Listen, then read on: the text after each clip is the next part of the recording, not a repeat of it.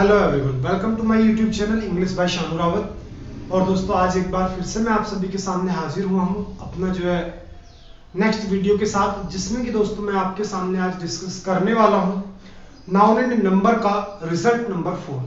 और आज का जो रिजल्ट है ये हमारा लास्ट रिजल्ट होगा, क्योंकि आज से पहले हमने जो 3 रिजल्ट ऑलरेडी हम पढ़ चुके, जिनमें कि मैंने आपको बताया कि हमारे कुछ नाउन ऐसे होते हैं जो कि केवल और केवल सिंगुलर फॉर्म में यूज होते हैं। इसी के साथ ही साथ रिजल्ट नंबर 2 में मैंने आपको क्लियर किया कि हमारे कुछ नाउन ऐसे होते हैं जो कि दिखते प्लूरल है लेकिन वास्तव में सिंगुलर होते हैं, तो वो भी हमने बड़े अच्छी तरीके से क्लियर किया। अब साथ ही साथ जो कल की हमारी क्लास हुई उसमें मैंने आपको क्लियर किया कि कुछ नाउन ऐसे होते हैं जो केवल और केवल आपके प्लूरल फॉर्म में यूज होते हैं, तो वो भी हमने अच्छे से जो अपना पॉइंट डिस्कस कर लिया। तो आज का जो हमारे सेशन होने वाला है इसमें मैं आपके सामने डिस्कस करूंगा रिजल्ट 4। इट्स मींस कुछ ऐसे नाउन जो कि आपके सिंगुलर और प्लूरल दोनों फॉर्म्स में जो है सेम यूज हो जाते हैं। इट्स मींस जो नाउन है वो आप सिंगुलर फॉर्म में भी यूज कर सकते हैं, उन्हीं को आप प्लूरल फॉर्म में भी यूज कर सकते हैं। जब दोनों फॉर्म में यूज हो गए तो भाई सीधी सी बात है कि दोनों वर्ब का भी उनके साथ में जो यूज किया जा सकता है, लेकिन कुछ कंडीशंस होती हैं, कुछ यहाँ से जो हमारे पॉइंट्स होते हैं जो कि हमको सीखना बहुत ज्यादा जरूरी है। तो आज उन सभी पॉइंट्स को क्लियर करने के लिए मैं आप सभी के सामने जो है आया हूं। तो चलो दोस्तों, शुरुआत कर रहा हूं बिना किसी टाइम को वेस्ट करे हुए। तो आज की जो बात होने वाली है, आज की हम बात करने वाले रिजल्ट नंबर 4 पे। इससे पहले 3 रिजल्ट मैं आपको क्लियर कर चुका। देखो भाई, रिजल्ट नंबर 4 आपका कहता है कि देयर आर सम नाउन्स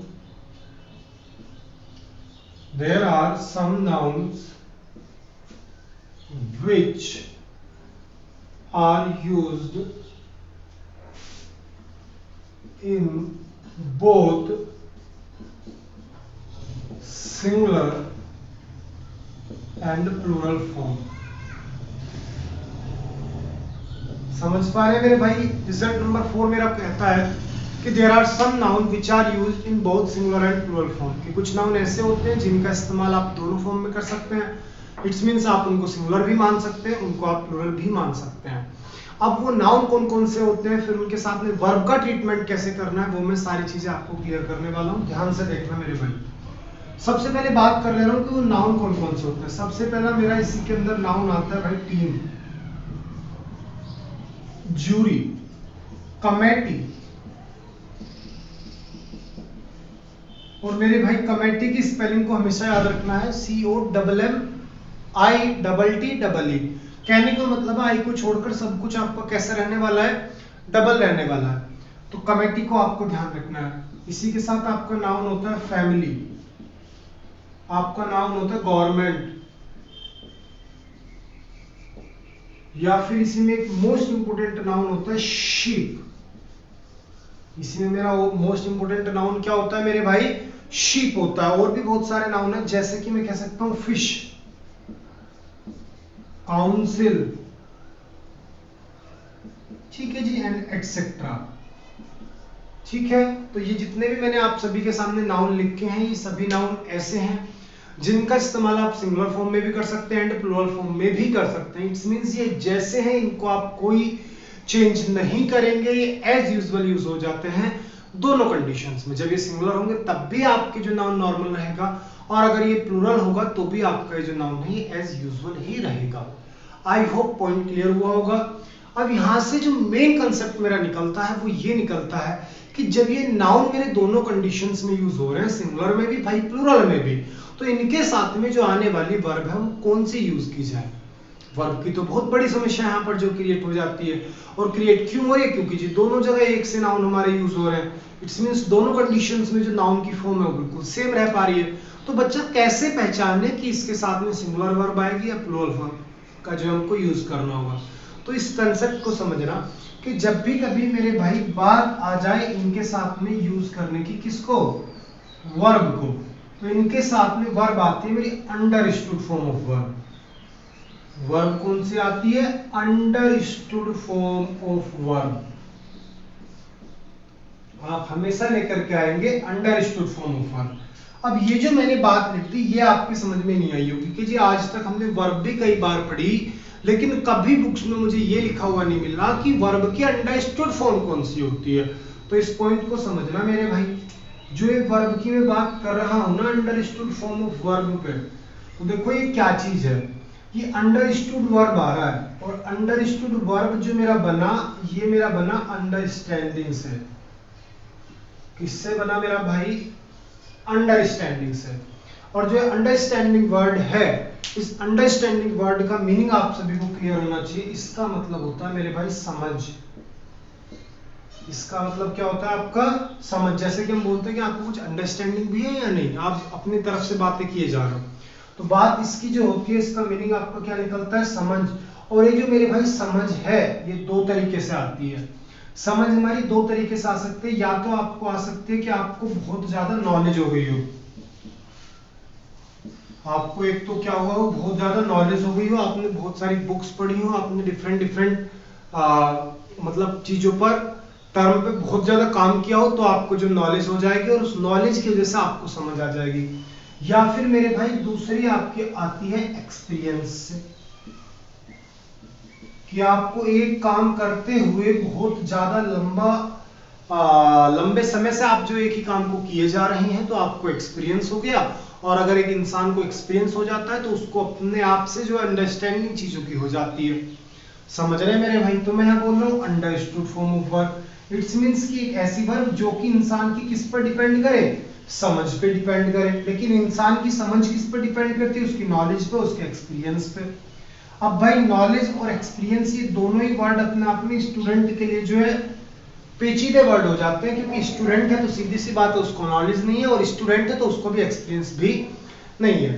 तो मेरे भाई मैं इसी चीज को इजी कर दे रहा हूँ, इसी रूल को इजी कर दे रहा हूँ, कि आपको जो यहाँ पर इस कंटेंट में, इस रिजल्ट नंबर 4 में वर्ब को यूज करना है, तो आपको जो वर्ब यूज करनी है, आपको वर्ब यूज करनी है, इसमें देखना है कि वर्ब का यूज कैसे हो रहा है, या फिर जो आपके नाउन है ना, इस नाउन का यूज कर रहे हो तो कर रहे किस तरीके से हैं आप। समझ रहे हैं कि जो ये आपके सेंटेंस में अगर ये सब्जेक्ट बन रहे हैं, तो इनका यूज जो किया जा रहा है, वो यूज कैसे हो रहा है। अब यूज कैसे हो रहा है, इसका मतलब क्या है कि जो इनका यूज है, अगर इन सभी नाउन्स का जो आपका यूज है, वो आपका यूज शो कर रहा है आपको यूनिटी, तो आप हमेशा वर्ब लेकर के आएंगे मेरे भाई सिंगुलर वर्ब। तो आप हमेशा कौन सी वर्ब लेकर के आएंगे? Singular verb. लेकिन अगर इन सभी नाउन्स का जो यूज है, वो आपको यूज कर रहा, यूज जो है वो शो कर रहा है इंडिविजुअलिटी। क्या शो कर रहा है? इंडिविजुअलिटी। तो उस कंडीशन में अगर ये इंडिविजुअलिटी शो कर रहा है, इट्स मींस जो ये वर्क कर रहे हैं, ये इंडिविजुअली वर्क कर रहे हैं। इंडिविजुअली का मतलब होता है पर्सनली वर्क कर रहे हैं, इट्स मींस वो अलग अलग रह के काम कर रहे हैं। तो भाई उस कंडीशन में अगर ये इंडिविजुअलिटी को यूज कर रहे हैं, या फिर ये इंडिविजुअली, ठीक है, अगर ये इंडिविजुअली काम कर रहे हैं, तो उस कंडीशन को आप समझिएगा कि उस कंडीशन में आपको क्या करना है, कि आपको उस कंडीशन में वर्ब ले लेनी है मेरे भाई प्लूरल वर्ब। कैसी वर्ब ले लेनी है मेरे भाई? आपको वर्ब ले लेनी है प्लूरल वर्ब। आई होप ये कट रहा है, नीचे यहां तक जा नहीं पा रहा कैमरा। चलिए भाई, तो आपको उस कंडीशन में वर्ब कैसे ले लेनी है? Plural verb. पॉइंट क्लियर हुआ होगा भाई सभी को? चलो, थोड़ा सा अगर पॉइंट क्लियर नहीं हुआ होगा कोई दिक्कत नहीं है, मैं भी आपको इसी वर्ड्स में फिर क्लियर कर रहा हूँ। ध्यान से समझो, जब भी कभी बात आए इन सभी नाउन्स की और इन सभी नाउन्स के साथ में यूज करने वाली वर्ब की, तो भाई सबसे पहले आपको देखना है कि नाउन का यूज आखिरकार किस फॉर्म में हो रहा है। इट्स मींस अगर ये सभी नाउन जो आपके हैं, उनका इस्तेमाल किया जा रहा है यूनिटी में। समझ रहे हैं? किसी भी नाउन की आप बात कर रहे हो, वो कैसे यूज हो रहा है सेंटेंस के अंदर? यूनिटी में हो रहा है, यूनिटी को शो कर रहा है, तो आप वर्ब यूज करेंगे सिंगुलर। और अगर ये जो नाउन है ये इंडिविजुअलिटी को शो कर रहा है, इंडिविजुअली नाउन काम कर रहा है, पर्सनली नाउन काम कर रहा है, अलग अलग रह करके नाउन काम कर रहा है, तो उस कंडीशन में आप वर्ब ले लेंगे प्लूरल वर्ब। अब ये पॉइंट अभी कुछ क्लियर नहीं हुआ होगा, एग्जांपल्स से क्लियर करूंगा, आपको बिल्कुल अच्छे से पॉइंट समझ में आने वाला है। ये जो पॉइंट समझाया भाई, सारी चीज आपको समझ में आ गई होगी। चलो एग्जांपल्स ले रहा हूं, आपको सारी बातें भी क्लियर होने वाली है। देखिए मेरे भाई, मैं आपके सामने एक सीधा सा एग्जांपल ले लेता हूं। एग्जाम्पल नंबर फर्स्ट, मैं कहता हूं द टीम इज या आर टू विन। ठीक है जी। एक दूसरा एग्जांपल भी ले लेता हूं। मैंने बोला कि द टीम वाज या were fighting with one another. समझ पा रहे हो भाई? दो एग्जांपल मैंने आपके सामने लिया है कि द टीम इज या आर टू विन, और दूसरा एग्जांपल मैंने आपके सामने लिया है कि द टीम वाज या were fighting with one another. दोनों एग्जांपल्स को समझना। दोनों एग्जांपल में एक चीज कॉमन है कि मैं किसकी बात कर रहा हूं, टीम की बात कर रहा हूं। और मैंने आपको बताया था कि team, jury, committee, family, government, ship, fish, council, ये कुछ मेरे ऐसे नाउन होते हैं कि जिनका इस्तेमाल मेरा सिंगुलर और प्लूरल दोनों फॉर्म्स में सेम होता है। इट मींस आप इसे टीम्स नहीं कर सकते। अगर प्लूरल भी बना रहे हैं तो भी आप टीम ही रखेंगे। अब भाई बात आती है कि यहाँ पर इनके साथ में वर्ब का यूज कैसे किया जाए। तो आपको यहाँ पर एक पॉइंट समझना है। मैंने अभी आपको बताया कि अगर यही नाउन जो है इनका यूज किस फॉर्म में हो रहा है, यूनिटी में, तो वर्ब कैसे आएगी मेरे भाई? सिंगुलर वर्ब आएगी। इसी के साथ अगर इन्हीं नाउन्स का यूज कैसे हो रहा है? इंडिविजुअली यूज हो रहा है, तो इनके साथ में वर्ब कैसे आएगी? प्लूरल वर्ब आएगी। पॉइंट क्लियर हो रहा होगा? अब ध्यान देना, इस एग्जांपल को समझो। ये कह रहा है कि जो टीम है वो जीतने वाली है। अब एक बात बताओ मेरे भाई, कोई भी टीम कब जीतती है? जब उसके सभी जो प्लेयर्स हैं वो सारे मिलकर के खेलते हैं, वो एक दूसरे को फॉलो करते हैं, एक दूसरे के जो ऑर्डर्स हैं उनको मानते हैं। समझ रहे हैं? तभी तो एक टीम जीतती है। तो जब एक टीम जीत रही है, इट्स मींस जो वो नाउन है वो कैसे काम कर रहा है? यूनिटी में काम कर रहा है, सभी के सभी बंध के काम कर रहा है, एक साथ मिल करके काम कर रहा है। और जब भी कभी कोई मिल जाता है तो इट्स मींस वो कैसे बात कर रहा है? वो बात कर रहा है आपकी यूनिटी की। और जब भी कभी बात आती है आपकी यूनिटी वाली, तो भैया वर्ब कैसी आती है? सिंगुलर वर्ब आती है। तो यहाँ पर आपको क्या आना चाहिए? इज आना चाहिए। समझ पा रहे हो? तो यहाँ पर आपका क्या आएगा? इज आएगा, क्योंकि जो टीम है वो जीतने वाली है। इट्स मींस सभी मेंबर्स जो प्लेयर्स हैं, सभी टीम के जो मेरे प्लेयर्स हैं वो सारे मिलकर के खेल रहे हैं, तो इट्स मींस वो एक टीम बन गई है। समझ रहे हैं? जब भी कभी कोई भी टीम एक साथ खेलती है तो वो एक टीम बन जाती है। वो 12 खिलाड़ी नहीं होते, वो 12 खिलाड़ी ना होकर के वो एक टीम होती है। तो एक टीम हुई ना मेरे भाई, तो सिंगुलर हो गई, तो वर्ब आ गई सिंगुलर। इसी के साथ दूसरे एग्जांपल को समझ लो। ये कह रहा है कि the team was ever fighting with one another, कि जो टीम है वो एक दूसरे के साथ लड़ रही है। इट्स मींस कि जो टीम के प्लेयर है वो एक दूसरे के साथ झगड़ा कर रहे हैं। वो क्या कर रहे हैं? झगड़ा कर रहे हैं। अब झगड़ा कब होता है? जब एकता नहीं होती। समझ रहे हैं? अगर यूनिटी होगी तो झगड़ा होगा ही नहीं। पॉइंट को क्लियर करना मेरे भाई। अगर यूनिटी है तो वहां झगड़ा हो ही नहीं सकता। झगड़ा कब होता है? कि जब एक टीम का जो मेंबर है वो चाहेगा कुछ करना, दूसरा मेंबर चाहता है कुछ करना, तीसरा मेंबर उन दोनों को सुना दे रहा है, चौथा मेंबर उसको सुना दे रहा है। तो इसमें क्या हो रहा है कि सब अपनी अपनी चला रहे हैं। टीम कैसे काम कर रही है? पर्सनली काम कर रही है। तो जब भी कभी ऐसी स्थिति बनती है, वो टीम नहीं होती, वो क्या होता है? केवल ग्रुप ऑफ प्लेयर्स होता है। समझ रहे हो? वो टीम नहीं बन पाई। टीम कब बनेगी? जब सबके मन मिलेंगे, जब सभी एक साथ एग्री होंगे। समझ पा रहे हैं मेरे भाई? तो इसी वजह से जो ये मेरा पॉइंट आपके सामने मैं ले रहा हूं, आप देख पा रहे होंगे सेकंड एग्जांपल में टीम बट रही है। बट क्यों गई? क्योंकि वो झगड़ा कर रही है। तो बट गई तो भाई यहाँ पर ये टीम है जरूर, लेकिन टीम वास्तव में नहीं है। 12 खिलाड़ी हैं, 11 जो भी खिलाड़ी हैं। समझ रहे? तो ग्रुप ऑफ प्लेयर्स है केवल। तो इस वजह से यहाँ पे मेरा क्या आने वाला है? वर आने वाला है। पॉइंट क्लियर हुआ? नहीं हुआ? तो अगर कोई भी आपका ऐसा नाउन है जो सिंगुलर प्लूरल दोनों फॉर्म में यूज हो सकता है और वो यूनिटी को शो कर रहा है, तो आप वर्ब लेंगे सिंगुलर। और अगर कोई भी नाउन है जो सिंगुलर प्लूरल दोनों में यूज हो सकता है, लेकिन वो सेंटेंस के अंदर इंडिविजुअली या फिर पर्सनली काम कर रहा है, तो उस कंडीशन में आप वर्ब लेंगे मेरे भाई plural. I hope point clear हुआ होगा। और एग्जांपल्स आपको दूंगा। चलिए, इनको आप कॉपी कर लिए होंगे, आगे बढ़ रहा हूं।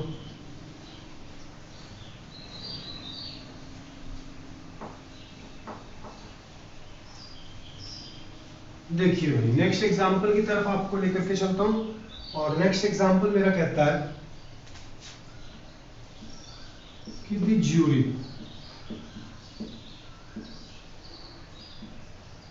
हैज या हैव डिसाइडेड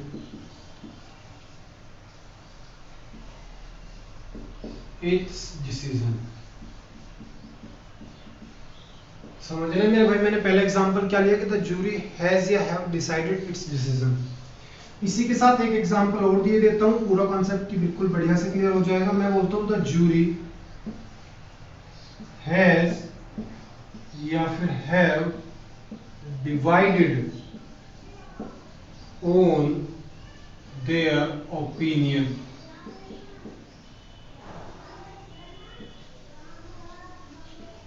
भाई पॉइंट को समझना, फिर से बिल्कुल बढ़िया से एक एग्जांपल आपके सामने लाया हूं जिससे कि आपका पूरा जो कंसेप्ट है ये क्लियर हो जाए। पहला एग्जांपल समझो, ये कह रहा है कि द जूरी हैज या हैव डिसाइडेड इट्स डिसीजन, और दूसरा एग्जांपल आपके सामने बोलता है कि द जूरी हैज या have divided on their opinion. पहला कह रहा है कि जो जूरी है उसने अपना डिसीजन डिसाइड कर लिया, और दूसरा कहता है कि जो जूरी है वो अपने ओपिनियन को लेकर के, विचारों को लेकर के बट गई।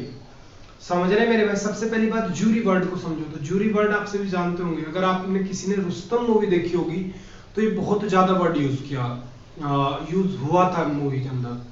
और भाई जूरी वर्ड का मेरा मतलब क्या होता है? इसका मतलब होता है कि जो जजों की पीठ होती है ना, कि जब भी कभी एक या दो या दो से ज्यादा जज किसी एक डिसीजन पे कॉमन किसी भी एक कह सकते हैं किसी भी एक मैटर पे कॉमन डिसीजन देते हैं अपना, तो उसी को जो जजों की पीठ होती है, जजों की जो कमेटी होती है, उसी को जूरी बोला जाता है।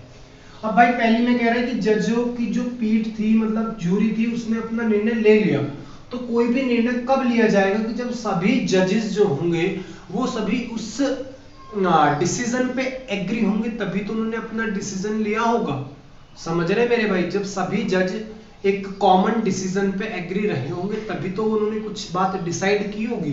तो इसी वजह से ये सारे जज कैसे काम कर रहे हैं भाई? यूनिटी में काम कर रहे हैं। तो यूनिटी में काम कर रहे हैं तो इट्स मींस वर्ब कैसी आएगी भाई? सिंगुलर वर्ब आप जो लेने वाले हैं। लेकिन दूसरे में देखो भाई, ये कह रहे थे जज जूरी हैज या have divided on their opinion, कि जो जूरी है वो अपने विचारों को लेकर के बट गई। अब बट कैसे गई? मान के चलो एक जज कह रहा है कि भाई ये जो कैदी है इसको हम उम्र कैद की सजा देंगे, दूसरा जज बोलता है कि नहीं नहीं फांसी की सजा दो, तीसरा जज बोलता है कि सजा मत दो, एक काम करो इस पे आर्थिक जो दंड लगा दो।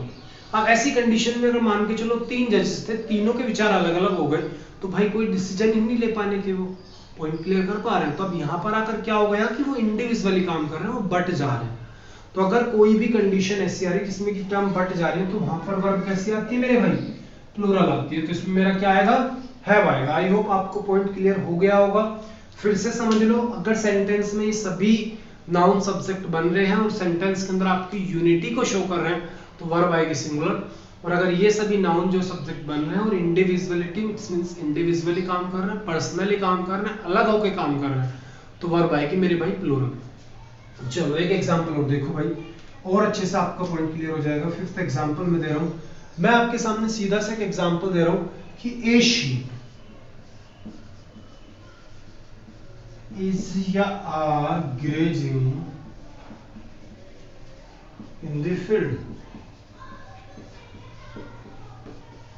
इसी के साथ दूसरा एक एग्जांपल देता हूं। मैंने बोला 5 sheep is या are grazing in the field। मेरे भाई एग्जांपल बड़ा प्यारा है, और यहां से आप जो इस वर्ड को भी समझ पा रहे होंगे, शीप वर्ड को, यहां से आपको शीप जो वर्ड है ये सीखने को मिलेगा। और बड़ा एक बढ़िया सा ये वर्ड है, ध्यान रखना हमेशा कि जो शीप है वो हमेशा शीप ही रहता है, शीप्स कुछ नहीं होता।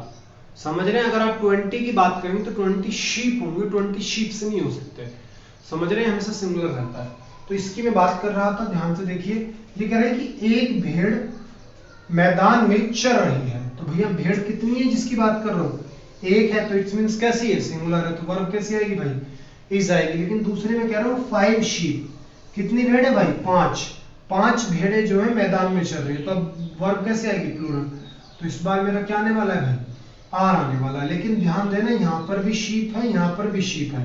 इट्स मींस दोनों कंडीशन में जो आपका नाउन है वो सेम है, लेकिन आने वाली वर्ब जो वो चेंज हो जा रही है। तो छोटे छोटे से माइनर से पॉइंट्स होते हैं जिनको आपको ध्यान रखना है। और आई होप आपको रिजल्ट नंबर 4 क्लियर हो गया होगा। अब हमारे रिजल्ट्स जो खत्म हो गए हैं।